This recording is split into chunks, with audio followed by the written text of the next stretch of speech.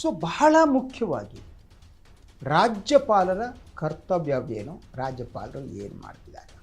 ನಾನು ನಿನ್ನೆ ಕೂಡ ಮಾತನಾಡ್ತಾ ಹೇಳಿದೆ, ರಾಜ್ಯಪಾಲರನ್ನ ರಾಜಕೀಯ ಉದ್ದೇಶಕ್ಕಾಗಿ ಬಳಸಿಕೊಳ್ಳುವ ಪ್ರಕ್ರಿಯೆ ಸ್ವಾತಂತ್ರ್ಯ ನಂತರ ಭಾರತದಲ್ಲಿ ಸತತವಾಗಿ ನಡೀತಾ ಬಂತು. ಕಾಂಗ್ರೆಸ್ ರಾಜ್ಯಪಾಲರನ್ನು ರಬ್ಬರ್ ಸ್ಟಾಂಪ್ ಹಂತಕ್ಕೆ ತಂದು ನಿಲ್ಲಿಸಿತ್ತು. ಈಗ ಇದು ಇನ್ನೊಂದು ಹಂತವನ್ನು ತಲುಪಿದೆ. ರಾಜ್ಯಪಾಲರ ನಡವಳಿಕೆ ಏನಿದೆ ಬಹಳಷ್ಟು ಸಂದರ್ಭದಲ್ಲಿ ಸಂವಿಧಾನಕ್ಕೆ ವಿರುದ್ಧವಾದ ನಡವಳಿಕೆ ಅಂತ ಈಗ ಕೂಡ ಚೆನ್ನೈನಲ್ಲಿ ಆಗ್ತಾ ಇರೋದೇ ಹಾಗೆ. ಆದ್ದರಿಂದ ನಾನು ರಾಜ್ಯಪಾಲರನ್ನ ಸಂವಿಧಾನದತ್ತವಾಗಿ ಅವರಿಗಿರುವ ಕರ್ತವ್ಯಗಳೇನು, ಸಂವಿಧಾನಾತ್ಮಕ ಪಾತ್ರ ಏನು ಅನ್ನೋದನ್ನು ಮೊದಲು ತಿಳಿಸೋಕೆ ಇಟ್ಕೊಳ್ತೀನಿ. ಮೊದಲು ರಾಜ್ಯಪಾಲರು ಏನಿದ್ದಾರೆ ಅಂದರೆ, ಅವರು ಕೇಂದ್ರದ ಪ್ರತಿನಿಧಿಯಾಗಿ, ಕೇಂದ್ರ ಗೃಹ ಇಲಾಖೆ ಅಥವಾ ರಾಷ್ಟ್ರಪತಿಗಳ ಪ್ರತಿನಿಧಿಯಾಗಿರೋರು. ಅವರು ಕಾರ್ಯನಿರ್ವಹಿಸೋದು ಹೇಗೆ ಬಹಳ ಸ್ಪಷ್ಟವಾಗಿ ಸಂವಿಧಾನ ಹೇಳುತ್ತೆ. ಅವರು ಮಾಡಬೇಕಾದ್ದು ಏನು ಅಂತ ಅಂದರೆ, ಮುಖ್ಯಮಂತ್ರಿ ಮತ್ತು ಉಪಮುಖ್ಯಮಂತ್ರಿಗಿಂತ ಮುಖ್ಯಮಂತ್ರಿ ಮತ್ತು ಮಂತ್ರಿಮಂಡಲ, ಈ ಉಪಮುಖ್ಯಮಂತ್ರಿಗಳ ಸಾಂವಿಧಾನಿಕವಾದ ಮಹತ್ವ ಇಲ್ಲ. ಅದಕ್ಕೆ ಮುಖ್ಯಮಂತ್ರಿ ಮತ್ತು ಮಂತ್ರಿಮಂಡಲದ ಸಲಹೆಯ ಮೇರೆಗೆ ಅವರು ಕಾರ್ಯನಿರ್ವಹಿಸಬೇಕು ಅನ್ನೋದು ಸಂವಿಧಾನ ಹೇಳುತ್ತೆ. ವಿಧಾನಸಭೆಯಲ್ಲಿ ಅಂಗೀಕಾರವಾದ ಮಸೂದೆಗಳಿಗೆ ಅವರು ಒಪ್ಪಿಗೆ ನೀಡಬೇಕಾಗತ್ತೆ. ತಡೆ ಹಿಡಿಬೋದು, ಆದರೆ ಅದನ್ನು ರಾಷ್ಟ್ರಪತಿಗೆ ಕಳಿಸ್ಬೋದು. ಆದರೆ ಏನನ್ನೂ ಮಾಡದೆ ಮಸೂದೆಗಳನ್ನು ರಾಜ್ಯಪಾಲರು ಇಟ್ಟುಕೊಳ್ಳುವ ಹಾಗಿಲ್ಲ ಅನ್ನೋದನ್ನು ಕೂಡ ಸಂವಿಧಾನ ಹೇಳುತ್ತೆ. ಕೆಲವು ಸಂದರ್ಭದಲ್ಲಿ ಅವರು ತಮ್ಮ ವಿವೇಚನಾಧಿಕಾರವನ್ನು ಬಳಸ್ಬೋದು ಅಂತ ಸಂವಿಧಾನ ತಿಳಿಸುತ್ತೆ. ಇದೇ ಆಗೋದು. ಈ ತಮಿಳ್ನಾಡಿನಾಗ ಅವ್ರದ್ದು ಏನೋ ಗೊತ್ತಿಲ್ಲ, ಪಾಪ ಅವ್ರ ಸಮಸ್ಯೆನ ಏನೋ ಗೊತ್ತಿಲ್ಲ. ತಮಿಳ್ನಾಡಿನಲ್ಲಿ ಈ ರಾಜ್ಯಪಾಲರ ಕಾಟ ಅನ್ನೋದು ಇತ್ತೀಚಿನ ವರ್ಷಗಳಲ್ಲಿ ಜಾಸ್ತಿ ಆಗ್ತಾ ಹೋಯಿತು, ನೆನಪಿರ್ಬೋದು. ಸೊ ಯಾವಾಗ ಸ್ಟಾಲಿನ್ ಅವರ ಸರ್ಕಾರ ಇತ್ತೋ ಆವಾಗ ಅಲ್ಲಿ ರಾಜ್ಯಪಾಲರಾಗಿದ್ದವರು PN ರವಿ ಅಂತ, RN ರವಿ ಅಂತ. ಅವರೀಗ ಪಶ್ಚಿಮ ಬಂಗಾಳದ ರಾಜ್ಯಪಾಲರಾಗಿದ್ದಾರೆ. ಅವರು ಕೊಟ್ಟಂಥ ತೊಂದರೆ ಇದೆಯಲ್ಲ, ಅವರು ಈ ವಿಧಾನಸಭೆಯಲ್ಲ ಅಂಗೀಕಾರವಾದಂಥ ಮಸೂದೆಗಳನ್ನು ಅವರು ಅತೀ ದೀರ್ಘಕಾಲ ಇಟ್ಕೊಳ್ಕೊತಿದ್ರು. ಈ ಬಗ್ಗೆ ಕೋರ್ಟಿಗೆ ಹೋಯ್ತು, ಕೋರ್ಟ್ ಡಿಸಿಷನ್ ಬಂತು, ಆದರೆ ಯಾರೂ ಕೂಡ ಆ ರಾಜ್ಯಪಾಲರನ್ನ ಏನು ಮಾಡೋದಕ್ಕೂ ಆಗಿಲ್ಲ. ಸೊ ಅವರು ಮತ್ತು ರಾಜ್ಯದ ಸರ್ಕಾರದ ನೀತಿಗಳನ್ನು ಅವರು ಸಾರ್ವಜನಿಕವಾಗಿ ಟೀಕೆ ಮಾಡ್ತಿದ್ರು.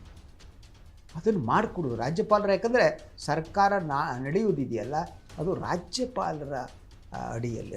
ಪ್ರತಿ ಆದೇಶಕ್ಕೂ ಕೂಡ ರಾಜ್ಯಪಾಲರ ಆದೇಶದಂತಂತಲೇ ಬರೆಯೋದು, ಸೈನ್ ಹಾಕೋದು. ಆದರೆ ತಮ್ಮ ಸರ್ಕಾರವನ್ನೇ ತಾವು ಅವರು ಟೀಕೆ ಮಾಡೋದಕ್ಕೂ ಶುರು ಮಾಡಿದರು. ಇದೆಲ್ಲ ಕೂಡ ಆವಾಗ ರಾಜ್ಯಪಾಲರು ಹಾಗಿದ್ದರೆ ಸಂವಿಧಾನದ ಬಿಕ್ಕಟ್ಟಿಗೆ ಕಾರಣರಾಗ್ತಾರೆಯೇ ಅನ್ನೋದು.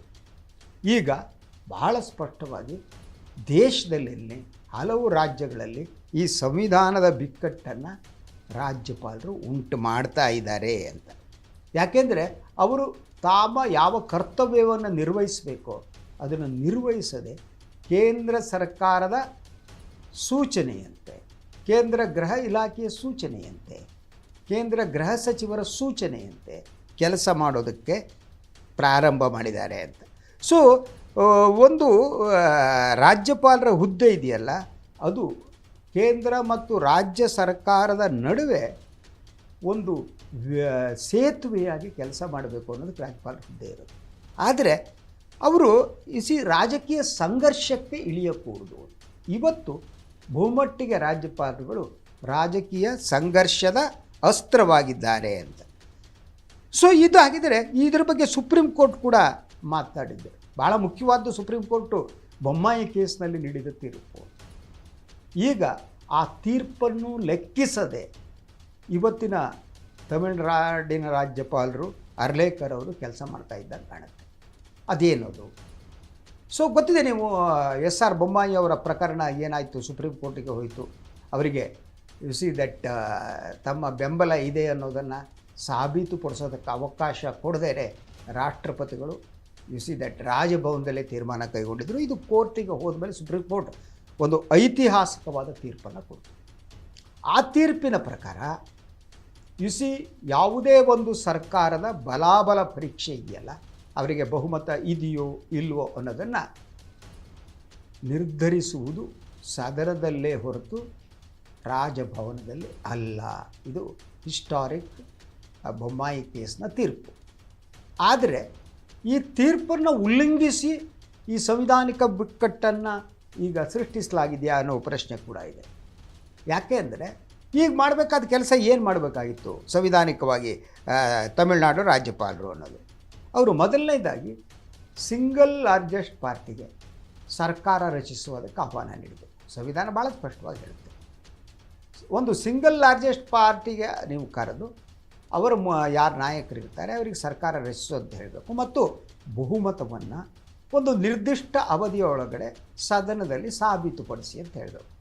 ಅದು 4 ದಿನ ಆಗ್ಬೋದು, 1 ವಾರ ಆಗ್ಬೋದು, 15 ದಿವಸ ಆಗ್ಬೋದು, ಅದು ರಾಜ್ಯಪಾಲರ ವಿವೇಚನೆಗೆ ಬಿಟ್ಟಿದ್ದು. ಆದರೆ ಇಲ್ಲಿ ಮೊದಲ ಹಂತದಲ್ಲೇ ರಾಜ್ಯಪಾಲರುಗಳು ಈ ಸಂವಿಧಾನಿಕ ಕರ್ತವ್ಯವನ್ನು ನಿರ್ವಹಿಸಲೇ ಇಲ್ಲ. ಬದಲಾಗಿ ನಿಮ್ಮ ಬಳಿ ಎಷ್ಟು ಶಾಸಕರಿದ್ದಾರೆ ಸಾಕ್ಷ್ಯ ಕೊಡಿ. ಈ ಸಾಕ್ಷ್ಯ ಕೇಳುವುದು ರಾಜ್ಯಪಾಲರ ಕೆಲಸ ಅಲ್ಲ. ಯಾಕೆಂದರೆ ಒಂದೊಮ್ಮೆ for example single largest party ಏನಿದೆ ಅವರು ಸರ್ಕಾರ ರಚಿಸೋದಕ್ಕೆ ಆಗದೇ ಇದ್ದರೆ ಆಗ ಯಾವುದೇ ಗುಂಪಾಗಲಿ, ಎರಡನೇ ಅತಿ ದೊಡ್ಡ ಪಕ್ಷವಾಗಲಿ ಅವರನ್ನ ಸರ್ಕಾರ ರಚಿಸುವಂತೆ ರಾಜ್ಯಪಾಲರ ಆಹ್ವಾನ ನೀಡಬೇಕು. ಇಲ್ಲಿ ಯಾವುದೂ ಇಲ್ಲ. ಮತ್ತು ಸಿಂಗಲ್ ಲಾರ್ಜೆಸ್ಟ್ ಪಾರ್ಟಿಗೇನಿದೆ ಕೇವಲ 6 ಶಾಸಕರ ಕೊರತೆ ಇದೆ. ಆದ್ದರಿಂದ ಅವರಿಗೆ ನೀವು ನ್ಯಾಚುರಲ್ ಜಸ್ಟಿಸ್ ಅಂದರೆ ಅವರಿಗೊಂದು ಅವಕಾಶ ಕೊಡಬೇಕಲ್ವ. ಸರ್ಕಾರ ಏನು ಪ್ರಮಾಣ ವಚನ ಸ್ವೀಕರಿಸಿ ರಚಿಸಿ ಇಷ್ಟು ದಿನದ ಒಳಗಡೆ ನಿಮ್ಮ ಬಹುಮತವನ್ನು ಸಾಬೀತುಪಡಿಸಿ ಅಂತ ಹೇಳಬೇಕು. ಆದರೆ ಇಲ್ಲಿ ರಾಜ್ಯಪಾಲರು ಆ ಕೆಲಸವನ್ನೇ ಮಾಡಿಲ್ಲ. ಫಸ್ಟ್ ಒಂದು ಸಲ ಅವರು ಹೋದಾಗ ಮಾತನಾಡಿದ ನಂತರ 2ನೇ ಸಲ ಕರೆಸ್ಬಿಟ್ಟು ಎಲ್ರಿ ಸಾಕ್ಷಿ ಕೊಡ್ರಿ ತೆಗೀರಿ ಎಲ್ಲಿದೆ ನಿಮಗೆ. ಈ ರೀತಿಯ ರಾಜ್ಯಪಾಲರ ವರ್ತನೆ ಸಂವಿಧಾನಕ್ಕೆ ಮಾಡುವ ಬಹುದೊಡ್ಡ ಅಪಚಾರ ಅಂತ. ಎಲ್ರಿ ತೆಗೀರಿ, ಶಾಸಕರ ಕರ್ಕೊಬನ್ನಿ. ಇನ್ನು ಶಾಸಕರ ಪೆರೇಡ್ ಮಾಡಿ ಅಂತ ಹೇಳೋದೊಂದು ಬಾಕಿ. ಅದು ಸುಪ್ರೀಂ ಕೋರ್ಟು ಅದನ್ನು ಮಾಡಿಕೊಡೋದು ಅಂತ ಹೇಳಿದೆ. ಆದರೂ ಹೇಳೋಕ್ಕಾಗಲ್ಲ. ಇವತ್ತಿನ ರಾಜ್ಯಪಾಲರುಗಳು, ಇವತ್ತಿನ ಗೃಹ ಸಚಿವರು, ಗೃಹ ಇಲಾಖೆ ಶಾಸಕರನ್ನೆಲ್ಲ ಕರ್ಕೊಬಂದು ಪರೇಡ್ ಮಾಡಿ ಅನ್ನೋದು, ಶಾಸಕರನ್ನ ಕರೆಸ್ಬಿಟ್ಟು ಅವ್ರನ್ನೆಲ್ಲ ಹಿಡಿದ್ಬಿಟ್ಟು ಇದೇ ಶಾಸಕರು ಹೌದಾ ಅಲ್ವಾ, ಇದೇ ಮೂಗ, ಇದೇ ಬಾಯ, ಇದೇ ಬೆನ್ನ, ಇವರೇನಾ ಅಂತ ಚೆಕ್ ಮಾಡುವ ಸ್ಥಿತಿಗೆ ಇವತ್ತಿನ ವ್ಯವಸ್ಥೆ ಹೋದರೂ ಆಶ್ಚರ್ಯ ಇಲ್ಲ. ಸೊ ಅದರಿಂದ ರಾಜ್ಯಪಾಲರು ಇಲ್ಲಿ ಬಹಳ ಮುಖ್ಯವಾಗಿ ಸಂವಿಧಾನಿಕ ಬಿಕ್ಕಟ್ಟಿಗೆ ಅವರು ಕಾರಣರಾಗಿದ್ದಾರೆ ಅಂತ ಅನ್ನೋದರಲ್ಲಿ ಯಾವುದೇ ಅನುಮಾನ ಬೇಕಾಗಿಲ್ಲ.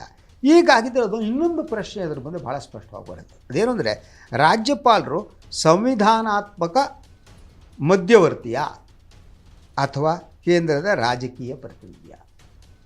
ಅವರಿಗಿರುವ ಜವಾಬ್ದಾರಿ ಸಾಂವಿಧಾನಿಕವಾದ ಜವಾಬ್ದಾರಿಯ ಅಥವಾ ಕೇಂದ್ರ ಸರ್ಕಾರ ಅದರ ಪ್ರತಿನಿಧಿಯಾಗಿ ಏಜೆಂಟ್ರಾಗಿ ರಬ್ಬರ್ ಸ್ಟಾಂಪ್ ಆಗಿ ಕೆಲಸ ಮಾಡೋದ. ಈ ವಿಚಾರದಲ್ಲಿ ಸಂವಿಧಾನ ಬಹಳ ಸ್ಪಷ್ಟವಾಗಿ ಇದೆ.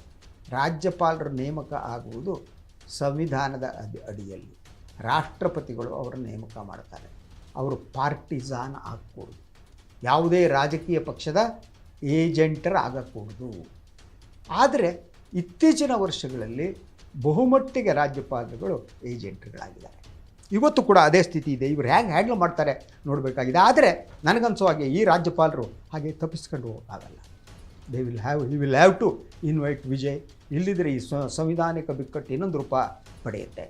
ಅದರ ನಡುವೆ ಈಗ ಬಂದ ಮಾಹಿತಿಯ ಪ್ರಕಾರ ಏನು ಅಂತಂದರೆ ವಿಜಯ್ ಸುಪ್ರೀಂ ಕೋರ್ಟಿಗೆ ಹೋಗೋ ಬಗ್ಗೆ ಕೂಡ ಯೋಚನೆ ಮಾಡ್ತಿದ್ದಾರೆ.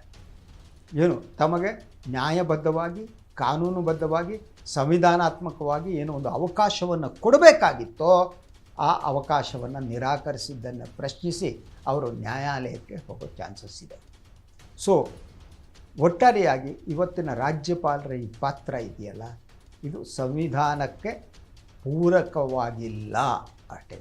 ಮುಂದೇನಾಗುತ್ತೆ ಗೊತ್ತಿಲ್ಲ, ಲೆಟಸ್ ನೋಡೋಣ. ಆದ ಮೇಲೆ ಏನಾಗುತ್ತೋ ಅದನ್ನ ತಮಗೆ ತಿಳಿಸುವ ಯತ್ನವನ್ನು ನಾನು ಮಾಡ್ತೀನಿ.